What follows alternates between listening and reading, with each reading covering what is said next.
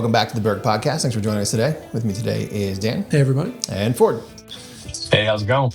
And we're talking a little bit about spring fever. We're getting a little bit of, Ford, what'd you call it? You call it the Indian spring? Is that a thing? Yeah, I've heard he just spun Indian summer around. I was like, I've heard the term Indian summer before, but I've never heard someone say Indian spring. So I don't know if you're allowed to say that anymore. FYI. Indian winter? I don't know. I think that's probably spring. Yeah, I don't know what you're supposed to call it, but yeah. Okay, yeah. Actually, we're getting this little blurb. It's warming up. You know, we're watching Phillies warm up for baseball. I mean, like it's starting to get that everybody ready to run and gun. We've been under a burden of cold and gnarly winter, so everybody's like, let's go. And it's not quite ready for that, but it's starting to get there. But it's like all of a sudden everybody, you know, all the conversations Dan's having with people are getting a lot closer, where a couple of months ago nobody was in a hurry because the weather wasn't right. Yeah, it's getting there. It's heating up. It is. I went out to Indianapolis last weekend and watched Aiden play, and you know, it was nice. It was basically the same as here. Like, you know, we hit I think like 60 or something like that, and but it was funny to watch. It felt weird to watch kids playing spring sports in shorts and t-shirts, because, like, you know, lacrosse, baseball, they're all spring sports, but this is generally a miserable season to start off in. But they were all wearing shorts and t-shirts. Everyone was feeling good. The sun was out. Got a little bit of red. So with the girls, and you're luring me right into it. Right, I want to cover my topics. But with the girls, they go back and forth. But it was pretty cold. And Mara started. She played 2 games in shorts with no Under Armour on at all, and it was cold. She was like glowing. Nora did the same thing. Nora played 2, and it was sleeting, and she was wearing nothing. I was like, this is not... I understand you're playing a sport you're accustomed to playing in warm temperatures. Oh, yeah. It is not warm right now. It's okay. You can put some other stuff on. Yeah. But, and, you know, the other thing that's funny is that my house is north-facing, so the front of my house faces almost dead north. So I have a good 7 inches of snow in the shadow of my house still. Like on both sides, like the whole front of my house, all snow. Yeah. And then it's, you know, it rained for like 3 days or whatever. It's going to be 70. I think it'll melt before it's going to be 70, but it would be kind of crazy. It reminds me of when they talk about Denver and places like that, or even in the mountains where people are skiing and it's 65 degrees. Yeah. Yeah, I know. I was thinking that too. Last night, we got hammered last night. Did you get the rain last night? Oh, it poured. I don't remember a thunderstorm like that in early March. Yeah. At least not that I can remember. Man, it was loud and it was close, but I think we had snow in our flower beds and stuff like that still until last night. We still have it, but it did pour last night. Yeah, yeah. The turning of the weather is, and this is definitely a tease. I know, like, you know, it's early March. Yep. We're gonna get the cold again. Next week's gonna be rough, because next week is gonna finally, you know, it's been cold. Yeah. And snowy. Yep. And every other thing you can get. And then it rained. Yeah. And for like 5 days straight. For like 5 days straight. Now people think that we're going to act like it's June. Mm-hmm. You know what I mean? Like, it's supposed to be, I think, 70 on Tuesday. Like, I mean, if it hits 70, I mean, there's like no going back. People are going to, you know, like the kids are going to convert to shorts and they're not coming. It doesn't matter. Yeah. It could be 30 in 2 weeks. They're going to, because that's, Tom and I were talking about. Tom was nervous because we're pulling the Salters out of a lot of trucks. Yeah, right. And I said, listen, Stetson and Anthony have been raring to go. They're just waiting to go. And I was like, as soon as they saw that forecast of 5 days of clear weather and 70 degrees, I said, everything's coming. Like, it's, you know, just like the kids with the shorts, everything's coming off. The Salters are coming out. Everything's going to run now, get everything going. And then we'll see. We'll see how long it lasts. Yeah. You know, we're not that far away from like traditional spring. Like if we can get through the end of March, 3 more weeks, right? Yeah, that's what I was just about to say. We can get through the end of March here, first week of April. Like that's usually like the actual turn. Yeah. So, Nora, we were driving the other day, and Nora said she hated that Puxatawny Phil. She's like, what's that groundhog's name? I hate him. She's like, we need to get rid of him and draft a new groundhog. And I was like, I don't know. Brian talks about this. I think the whole thing is kind of a scam, that it's like come 6 weeks early, 6 weeks. I don't remember Brian's math. Yeah. But Brian said it's still all the same. It makes no difference. It's just clever marketing. It's the same day. It's the same day. No, it's 6 weeks till of spring. 6 weeks until spring. 6 weeks more of winter. Yeah. It's the exact same date. Yeah. So I realized that, but Nora didn't care. She said that guy. She's had enough of him. That Phil guy. That Phil guy. He's out. Yeah, Nora wants no more parts of him. They've had enough of it. They're done. I was curious. You know, seeing the forecast hit the high 60s, low 70s here in the next couple of days. I remember us talking about it in the fall, and like the Farmer's Almanac version of winter was going to be, we were going to get hit kind of early, see a few big storms, and then it was going to taper off and turn to spring pretty quick. I think is kind of what that was the gist of it. I didn't actually read it, but I think that's kind of how you described it. That was the gist of it. It sort of did that. I mean, it did get cold, and then it was weird because January, February, it was the beginning of February. It was cold. It was bitter. Yeah, it was a nasty cold. Yeah, it would, and we had two big storms. It's been a while since we had that much snow. Depending on where you were with that line, you could get more or less. But it was. And then for me, the term is bidding. For Scott and I, there's just right now everybody wants to know everything, and we're simultaneously bidding while we're also trying to negotiate contracts and get to a final agreement that everything's in place so that we can turn everybody loose. Realistically, right now, what we're looking at is probably work for June. You know what I mean? Like it's not. Some of it could go sooner, but we're in pretty good shape in the short run. Sure. If it has to go, we'll figure out how to juggle. Sure. But so that's also time of year for me right now is we're looking at you're trying to bid while negotiating contracts. It gets a little overwhelming. Yeah. It's a lot. It's a lot all at once because it feels like everyone's kind of been sitting and waiting. Not that things haven't been happening over the last 3 months, but everyone's ready for spring. Spring usually means we get back to our normal work and workload and type of work. And so, this little glimpse of spring has got people itching for sure. Yeah. But you can't step off of the macadam. That's the key, right? The ground's stalling. It is. The rain's happening. Yeah. Last year, so we spent a lot of time over the last 6 months fixing multiple machines that basically sank in the mud last year. Yeah. We're not doing that again. So I was going to say, don't, just for everybody listening out there, you'd rather we not do that this year, to be clear? If we got the work done, the people did what they were told to do, but at the same time, the damage that we've found out later was definitely not worth the couple of days of work. I make light of it, but it's not, I wasn't amused by making the repairs, but it's one of those things where, especially in this season that we're coming into, you got to sort of, we're asking a lot of the team because we're saying we need you to go, we need to be productive, we need to work, but don't do anything stupid that's going to either make us inefficient, cause rework or break stuff. So, but you know what I mean? You're asking, it's a fine line because you're trying to make that decision. Don't do anything wrong, but go to work. Go to work in the mud, but don't get it too deep in the mud. It's tricky. And when they do it well, and sometimes we make some choices that aren't the best. The guys are fighting through right now at one of the jobs is the dam job. And trying to fight through that. And we knew that it wasn't ideal time of year to do it. And certainly as you saw them working in that bitter cold, it wasn't ideal, but that wasn't actually the ideal that we were worried about. The ideal we were worried about is right now. So as they're trying to close out and figure out how to do this as efficiently as possible without creating, a huge quantity of unsuitables. And then it gets into owner's patience and if they'll wait. And so we're working through that, but the guys they're figuring it out. Yeah. Wrapping up stuff that has been going over the winter, some of it's been sitting frozen, and now as it gets real muddy again, you try not to make more of a mess or do more damage than you are being productive, right?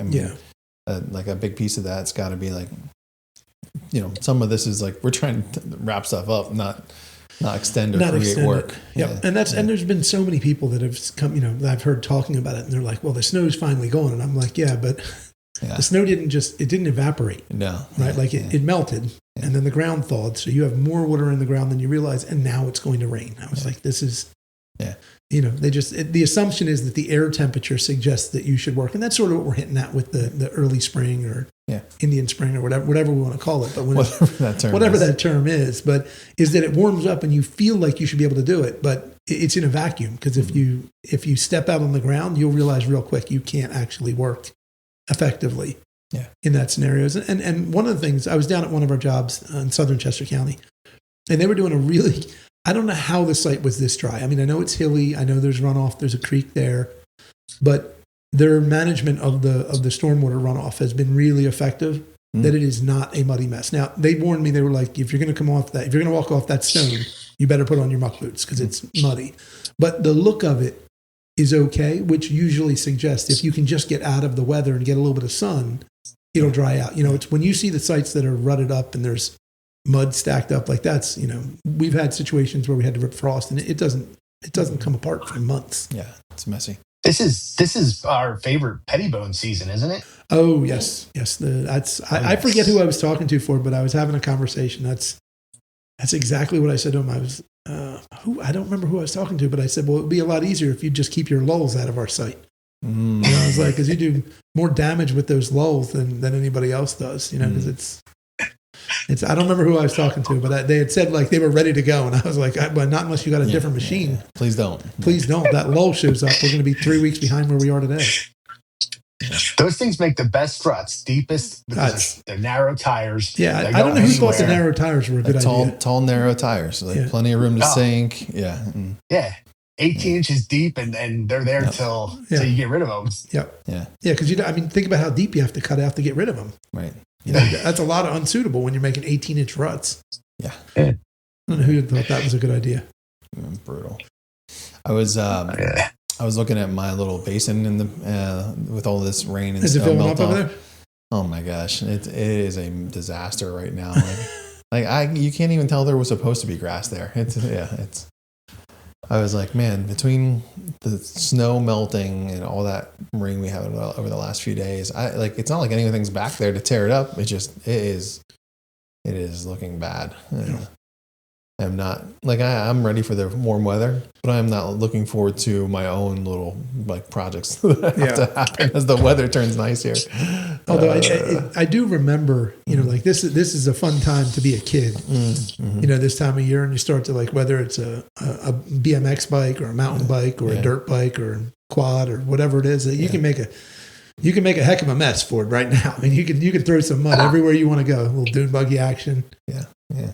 Well, that, and I was going to say you better start buying fruit stocks because, we're going to get everything to bud early and it gets, then we're going to lose all of the local fruits and veggies. We'll hear that next. So it's always something, unfortunately, with the season starting too soon. Yeah. Yeah, the farmers have been out in full force. They have. I warned Brian about it the other day. I was like, it's going to be trouble here. I was like, they're sure that the rain's coming. The rain's coming. Because they've been out putting all kinds of stuff on the field right now. Yeah. It was aromatic to say the least. Yeah, I know the intention is to put it on the field, but it gets everywhere. It's on the road. I was coming in the one day on California, and I was like, there was a car coming the other way, and I drove on the wrong side of the road anyway. I was like, I put the blinkers on. I was like, I'm staying on this side. You're just gonna have to wait because we both know why I'm not on the right side of this road. It would have been ugly. That car the truck would not have smelled good for some time. Yeah.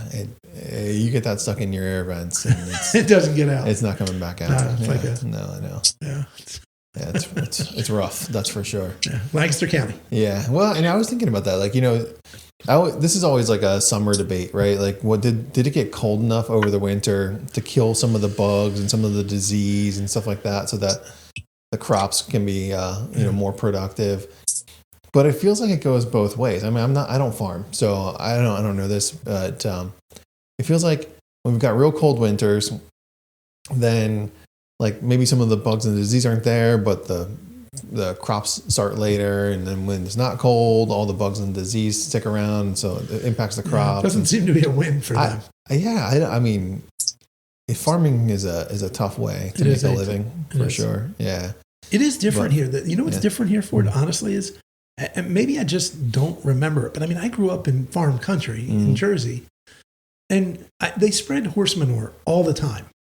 But I don't feel like they had they were not spreading the same thing. Yeah. You know what I mean? I don't know what's happened or if... The slurry or whatever the slurry out here it's something. I mean, I don't know what's in there exactly, but it is not what I remember.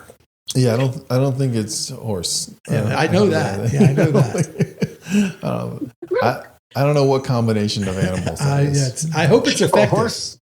Horse all went to the mushroom industry, basically. So that got pulled out.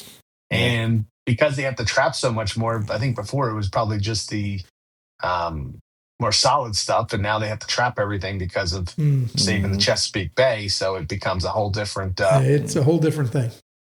Yeah, I mean, I missed the days. Yeah, I missed the days of crop dusting and just spreading horse manure on the fields in Jersey, and that was glorious. You know what I mean? Yeah, but now they got this like science down to a science. I mean, they're out there making sure they have the exact right. It's crazy. I was with one of the guys, and we have GPS on our equipment. And they were out planting, and I was like, "What's that little spot there?" He's like, "Oh, we know we don't get good production out of that one, like literally a 10-foot circle in the field."